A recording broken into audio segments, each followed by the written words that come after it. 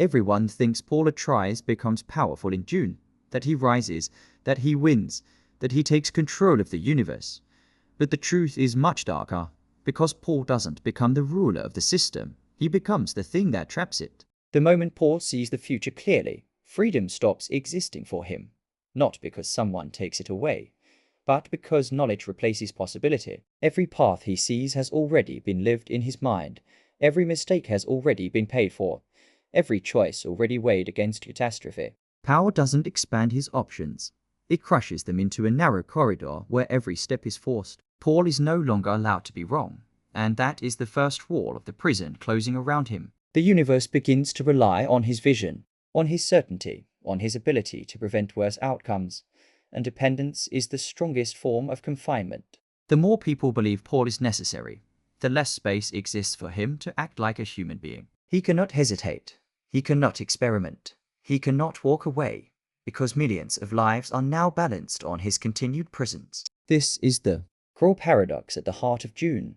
Paul becomes the axis reality spins around, and once that happens, stopping means collapse. The throne is not a seat of authority, it is a containment chamber, designed to keep the future stable at the cost of the person inside it. Paul doesn't rule the universe, he maintains it, constantly choosing which disasters are acceptable, and which ones must be avoided, and that responsibility never ends. Every vision shows him the same truth. If he leaves, if he fails, if he disappears, the structures holding civilization together shatter instantly. So he stays, not because he wants to rule, but because stepping away would release chaos on a scale even he cannot bear to witness. The prison tightens as worship grows, because worship removes accountability and replaces it with expectation. Paul is no longer judged by his intentions, only by his outcomes, and even those outcomes are no longer his. The future demands consistency, not morality, and Paul is forced to become consistent even when it destroys him. He cannot change the system because he is now the system's central component, the final safeguard against infinite violence. Dune 3 lives inside this quiet horror, a universe that cannot function without one mind constantly watching every possible collapse before it happens. Paul's consciousness becomes the walls of the cage, his foresight the bars, his responsibility the lock. He is surrounded by power, yet unable to use it freely, surrounded by followers, yet fundamentally alone. The tragedy is not that Paul loses his humanity, it's that humanity asks him to give it up willingly, and rewards him for doing so.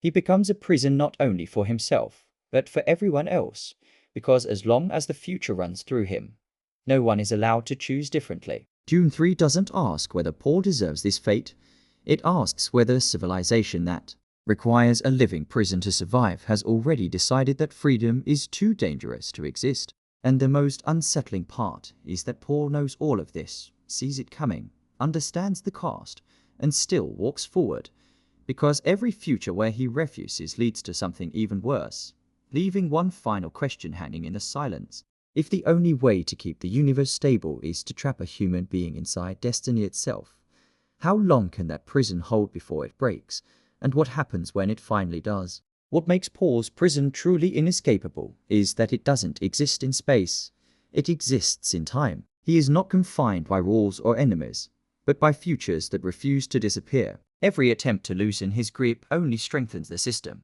around him, because the universe has already adapted to his presence. Institutions, religions, empires, and wars are now calibrated to Paul's continued awareness, and removing him would be like pulling the foundation out from under reality itself. This is why resistance becomes meaningless, because rebellion against the future is not rebellion, it is self-destruction. Paul understands that the Jihad was not an accident. It was a structural outcome, a force that emerged the moment people believed stability could be embodied in a single man. Once that belief took hold, history stopped being organic and became curated, filtered through Paul's fear of worse outcomes. The prison deepens when Paul realizes that even his suffering serves a function, because a suffering God is more believable than a comfortable one. Pain becomes proof, sacrifice becomes legitimacy, and endurance becomes another chain locking him in place. He cannot even escape through death, because martyrdom would unleash a future far more violent than his continued rule. So existence itself becomes mandatory, not chosen, not desired, but enforced by probability. Paul's visions strip away hope.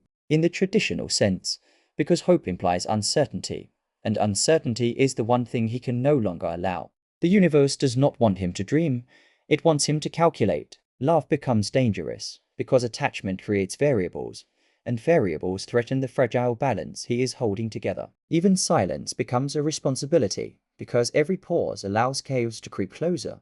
Paul becomes hyper-aware that his presence is no longer about leadership, but about containment, keeping humanity locked inside the least catastrophic timeline available. And this is where Dune quietly turns from a story about power into a story about endurance, about how long a single consciousness can withstand being the final barrier between civilization and collapse. Paul is not trying to save the future anymore. He is trying to delay its worst versions, knowing full well that delay is not victory, only postponement. The prison does not promise release. It only promises continuation. Day after day, vision after vision, choice after choice that isn't really a choice at all. And buried deep inside this endless maintenance of reality is a growing, dangerous question, one Paul refuses to look at for too long, whether the future he is preserving is actually worth the cost of keeping him inside it. What Paul begins to understand, but never fully accepts, is that the prison was never built for him alone. It was built for everyone else, and he is simply the lock holding it closed. The galaxy functions because people believe someone is watching the future for them, correcting it, absorbing the blame, carrying the weight of outcomes they no longer want to face themselves. This belief quietly rewrites morality, because once Paul exists, responsibility becomes optional. Atrocities are no longer personal choices. They are necessities justified by a future no one else can see. Followers kill in his name not because he commands it, but because his existence removes doubt, and doubt is the last defense against violence. Paul becomes aware that his visions are no longer warnings. They are permissions, a signal to the universe that this path has already been approved by something greater than human judgment. Even those who oppose him rely on his presence, because without Paul there is no frame of reference left, no central gravity holding history together. This is the cruel paradox of his imprisonment. The more trapped he feels, the safer everyone else believes they are. The system feeds on that imbalance, converting his isolation into stability, his foresight into law, his fear into structure. Paul starts to see that the Jihad does not need him to speak.